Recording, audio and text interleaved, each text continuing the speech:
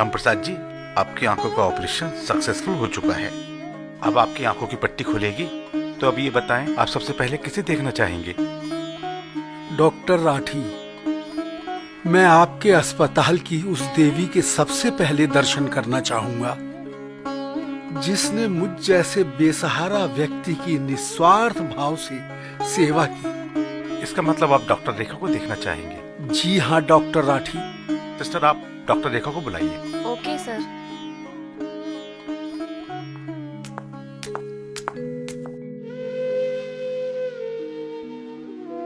अब अपनी आंखें धीरे धीरे खोलनी है। आप देखिएगा सामने कौन खड़ा है।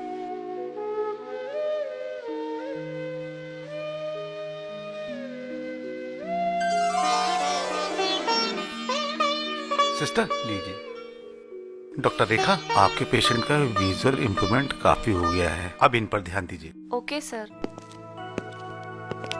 भगवान तुम्हें इसी तरह से दीन दुखियों की सेवा करने की भावना जगाए रखे। बेटी, मेरे पास तुम्हें देने के लिए आशीर्वाद के अलावा कुछ नहीं है। बस मैं भगवान से चाहता हूँ कि तुम सदा खुश रहो। भगवान तुम्हें इसी तरह से दीन दुखियों की सेवा करने की भावना जगाए रखे। ये तो मेरे अम्मी अब्बू का उपदेश है।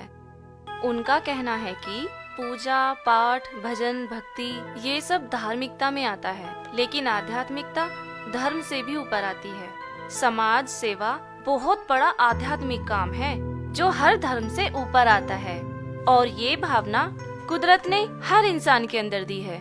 बस उसे जगाने की जरूरत है। जो कुछ भी बांटोगे वही चीज आपके पास बेहिसाब होगी, चाहे वो धन अन्न हो, प्रेम नफरत हो, या मान सम्मान अपमान हो। इसीलिए आप दुनिया को सबसे अच्छा देने का प्रयास करें। निश्चित ही आपके पास सबसे अच्छा वापस लौट कर आएगा। तुम्हारे अम्मी अब्बू की ऐसी उपदेश की बातें सुनकर मेरे मन में उनसे मिलने की इच्छा जाग उठी है। आज ही आपका हॉस्पिटल से डिस्चार्ज डे है। चलिए आपको मैं अपने अम्मी अब्बू से मिलवा देती हूँ। चलिए मेरे साथ।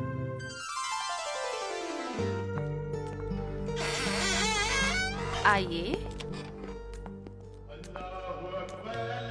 ये मेरी अम्मी सलमा बानू और ये मेरे अब्बू रहीम खान। आइए आइए आइए ना अंदर।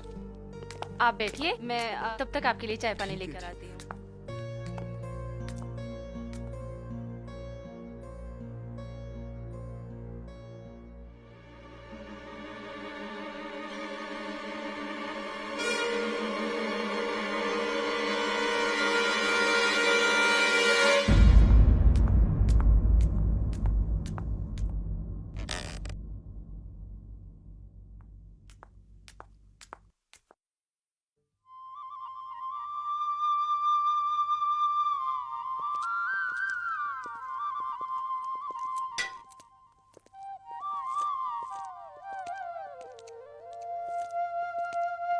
रेखा बेटी, कहीं ये वही तो नहीं जिनके बारे में तुम अक्सर मुझसे जिक्र किया करती थी? जी हाँ अब्बू जी। ओह रामप्रसाद जी, बहुत खुशी आपसे मिलकर। मुझे भी आपसे मिलकर बहुत खुशी हुई। रहीम साहब, अगर बुरा ना माने तो एक बात पूछूं आपसे? पूछिए शौक से। ये रेखा क्या आपकी बेटी है? ये बच्ची बेटी से ही बढ़कर है। मैंने इसको जो है अनाथ आश्रम से लाया था, पढ़ाया लिखाया, और देखिए मैंने इसको डॉक्टर बना दिया। इसके गले में शंकर भगवान का फोटो देखकर हमने इसका मजहब नहीं बदला, क्योंकि दुनिया में कोई भी मजहब इसकी इजाजत नहीं दे। बल्कि पंडित जी से हमने वेद पुराण और गीता की तालीम दिलवाई है।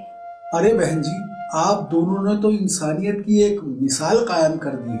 आपका अल्लाह जरूर आपको अपनी रहमतों से नवाजेगा।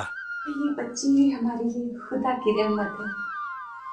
हम जो भी कुछ थोड़ा बहुत कर पाए वो भी तो उस खुदा का ही हुक्म था, वरना हम क्या जाने जिंदगी का फलसफा। लेकिन हाँ, यकीनन नेक नियति से किया हुआ काम दुआओं का समंदर बन जाता है, और इस बच्ची की शक्ल पे यही दुआएं तो हमें नसीब हो रही हैं। रहीम भाई, कहीं आप इसे मई 1998 में तो अनाथ आश्रम से लेकर नहीं आए थे? दुरुस्त फरमाया आपने, लेकिन आपको कैसे पता चला?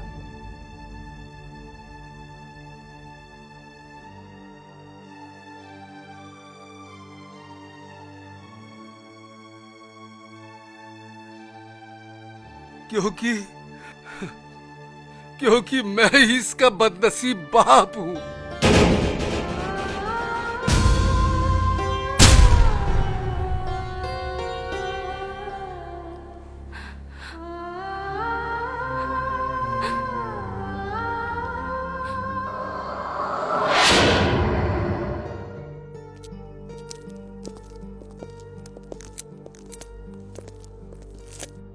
मम्मी, क्या बाबू सो रहा है?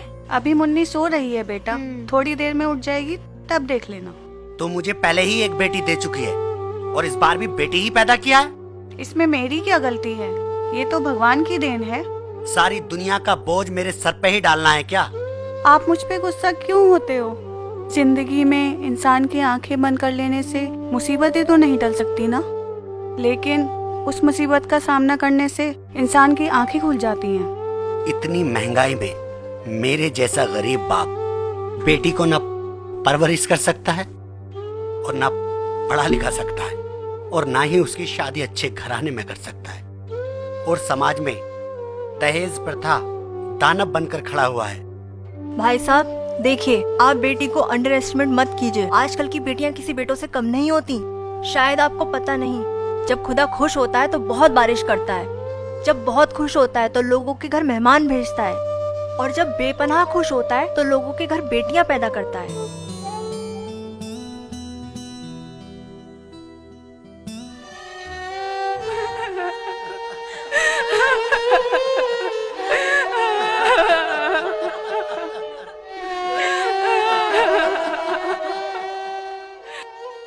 Oh my God, very sad. आपकी बच्ची का स्वर्गवास हो गया। मुझे अफसोस के साथ कहना पड़ रहा है कि आपकी दूसरी बेटी रेखा, जिसे आप चंद महीने पहले इस अनाथ आश्रम में छोड़ के गए थे, वह अब आपको नहीं मिल सकती, क्योंकि उसे परवरिश के लिए किसी और को दिया जा चुका है। आपको बेटा चाहिए था ना? आप चाहें तो हमारे यहाँ से बेटा ले जा सकते हैं। ठीक है, दे दीजिए। नहीं, बेटी, मैं माफी के लायक तो नहीं। अगर हो सके तो मुझे माफ कर देना। पापा, मैं आपको एक शर्त पे माफ करूंगी बोल बेटी। कि आप हमें छोड़कर कहीं नहीं जाएंगे। जिस बेटी को मैं बोझ समझा था, आज वही बेटी मेरा बोझ उठाना चाहती है।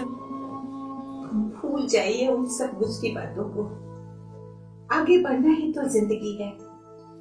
माफ करना और माफी मांगना, ये तो वो खूबसूरत लम्हे होते हैं सब इंसान सारी कायनात को बहुत नजदीक से महसूस करता है। अगर राम और रहीम एक साथ रहने लगे तो ये घर स्वर्ग से भी सुंदर हो जाए। हो जाएगा नहीं, ऑलरेडी दिख रहा है। पापा, प्रॉमिस कीजिए कि आप हमें छोड़कर अब कभी नहीं जाएंगे। प्रॉमिस बेटा, प्रॉमिस। ओह माय ग्रेट पापा।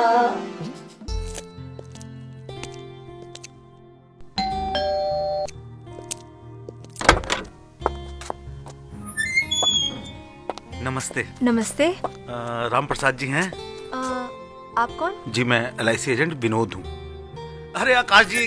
अरे विनोद जी नमस्ते। कैसे हैं? और सब ठीक है? जी जी जी। आकाश जी, जी आपके पिताजी ने आपके नाम 5 लाख की पॉलिसी की थी, जो कि आज मैच्योर हो गई है। लेकिन एक बात है, जब तक उनके साइन नहीं होंगे ना, कुछ नहीं मिलेगा। तो प्लीज अपने पिताजी को बुला दीजिए। जी वो तीर्थ यात्रा पर गए हैं। मम्मी झूठ बोली है, वो तो वृद्धाश्रम में रहते हैं। क्या? वृद्धाश्रम? अरे शर्म करो, शर्म। आपने उस देवता को आश्रम में डाल दिया।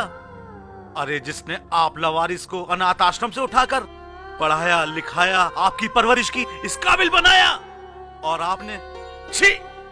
मैंने कहा था उनसे कि पॉलिसी अपने नाम पर करवाइए, लेकिन उन्होंने आपको अपना इकलौता बेटा समझकर पॉलिसी आपके नाम पर करवाई। अभी मैं जा रहा हूं, बाद में आकर साइन ले लूंगा।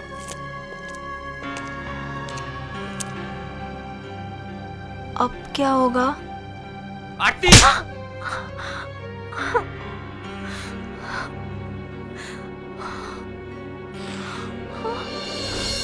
एहसान का अच्छा सिला दिया आपने।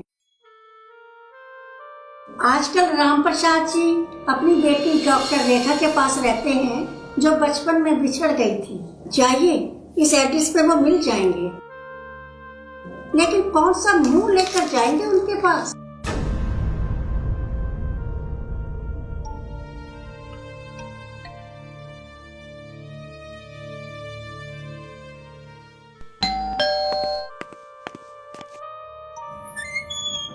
राम प्रसाद जी यहीं रहते हैं क्या?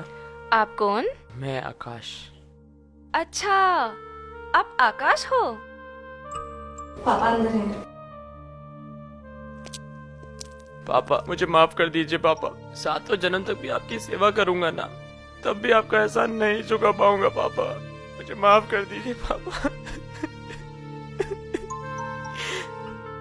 उठो बेटा,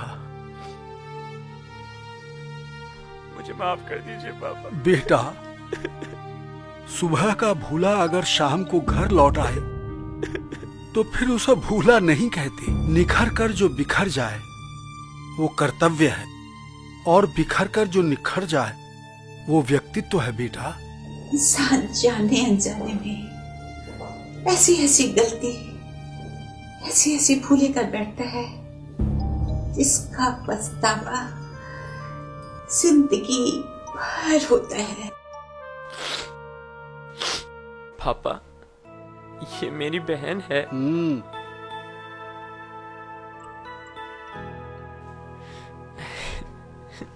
हाँ भैया, मैं आप ही की बहन हूँ। भैया भाभी नहीं आई? नाम मत लो उसका। उसी की वजह से पापा वृद्धाश्रम गए थे। मैंने उसे उसके मायके वापस भेज दिया है, और मैंने उसको तलाक देने का भी फैसला कर लिया है। क्या कह रहे हो? हाँ पापा, वो मुझे डिवोर्स दे रहे हैं। दरअसल मैं इसी काबिल हूँ। मैंने आप जैसे देवता स्वरूप इंसान के साथ बहुत गलत सलूक किया, आपको हर्ट किया। पापा, मैं माफी के काबिल तो नहीं, पर हो सके तो मुझे माफ कर दीजिएगा। बहू, बेटी, जब जागो तभी सवेरा। दादाजी दादाजी, पापा हमें घर से भगा दिए, अब अपने पास नहीं रखेंगे? मैं देखता हूँ मेरे जीते जी तुम्हें घर से बाहर कैसे निकालता। आओ मेरे साथ चलो, तुम्हें डाइवोर्स नहीं देने दूंगा उसे मैं, जब तक मैं जिंदा हूँ। आओ चलो। पापा, सच बताऊं तो इसकी हरकतों ने ही मुझे इसे डिवोर्स देने पर मजबूर कर। भूल होना प्रकृति है, और उसको स्वीकार लेना संस्कृति है, और उसमें सुधार लाना ही प्रगति है। जी हाँ। दरअसल औरत घर की जीनत होती है, सर का ताज नहीं। अगर सर का ताज बना लिया तो सर चढ़ के बोलेगी। आप दुरुस्त फरमा रहे हैं, इंसान कभी मुकम्मल नहीं होता, वरना तो फरिश्ता हो जाता। बेटा, गलती हर इंसान से होती है, इसलिए उसको माफ करना हमारा फर्ज है। जब तक हम किसी को माफ नहीं करेंगे तब तक खुदा भी हमें माफ नहीं करेगा। किसी भी वजह से गुनाह नहीं करना चाहिए। वजह तो खत्म हो जाएगी, लेकिन गुनाह नहीं। खुशी, जज्बात और गुस्से में लिया गया फैसला हमेशा गलत होता है, जिसका पछतावा जिंदगी भर जाता है। क्रोध में बोले गए शब्द और लिए गए फैसले बहुत कुछ बिगाड़ सकते हैं। क्रोध शरीर में जहर घोलता है। क्रोध स्वास्थ्य को ही नहीं, रिश्ते को भी खराब कर देता है। छोटी छोटी बातें दिल में रखने से बड़े बड़े रिश्ते कमजोर हो जाते हैं। शब्द तो वो है जो तीर की तरह चुभकर दर्द दे सकते हैं, तो किसी दुखी हृदय के लिए मरहम भी बन सकता है। लफ्ज मुफ्त में मिलते हैं, जिस तरह आप उसका इस्तेमाल करेंगे वैसी ही कीमत चुकानी पड़ेगी। द्रौपदी के तीखे व्यंग्यात्मक शब्दों ने महाभारत का युद्ध छेड़ दिया था। एक मंदबुद्धि बच्चे की माँ के शब्दों ने ही प्रेरणा बनकर थॉमस अल्वा एडिसन को बहुत बड़ा साइंटिस्ट बना दिया, जिसने बल्ब का आविष्कार कर दुनिया को रोशन कर दिया। वक्त और हालात तो कभी भी बदल सकते हैं, इसलिए दुख और मुसीबत में कभी हौसला नहीं हारना चाहिए, खुदा पर भरोसा रखना चाहिए। आपने बिल्कुल सही कहा। इस बात का मुझे भी एहसास हो चुका है। देर आए दुरुस्त आए, जब जागो तभी सवेरा। लम्हों की सदा जब याद आती है, बन के पछतावा सदियों तक हमें सताती है, बन के पछतावा सदियों तक